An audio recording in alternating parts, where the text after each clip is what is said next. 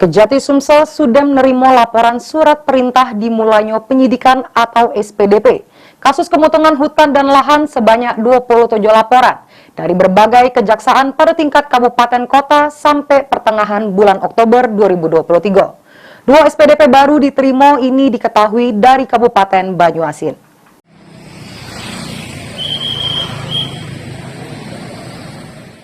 Surat perintah dimulainya penyidikan atau SPDP kasus kebakaran hutan dan lahan di wilayah hukum Kejaksaan Tinggi Sumsel mengalami peningkatan.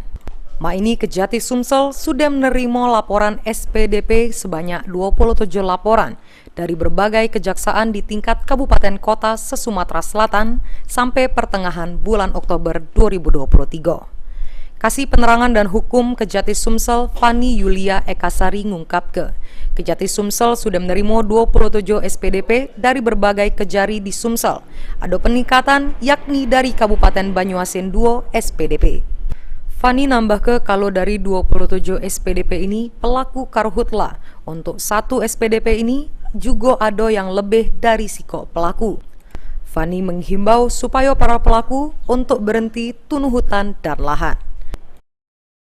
SPDP yang diterima oleh pihak Kejati Sumsel per hari ini kasus kebakaran lahan dan hutan ada berapa yuk? Untuk perkara karhutla update terbaru hari ini ya tanggal 19 Oktober 2023 itu ada sebanyak 27 SPDP.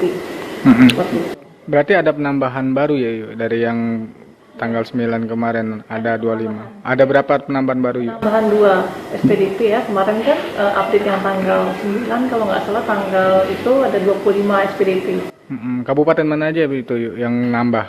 Oh yang nambah ada Kabupaten Banyuasin sebanyak 2 SPDP.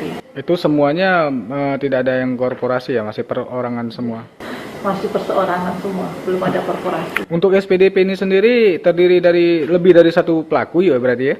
Kalau untuk satu SPDP ini? Oh, tergantung, ada juga yang satu SPDP satu pelaku, ada juga yang beberapa pelaku seperti itu. Intinya ada yang lebih dari satu pelaku ya? Iya, jadi 27 SPDP belum tentu 27 orang pelakunya. Yang satu SPDP beberapa pelaku seperti itu. Oke, mungkin sedikit himbauan untuk masyarakat Sumsel sendiri yuk terhadap karhutla ini. Stop membakar lahan dan hutan, terutama mulailah dari diri kita sendiri.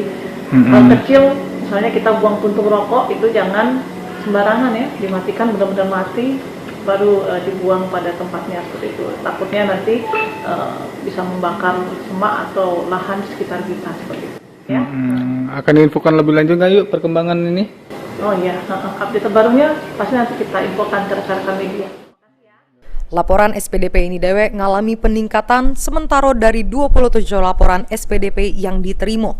Sebagian besar diduga pelaku tunuh hutan dan lahan ini merupakan perseorangan atau non-korporasi. Lutfi, PAL TV.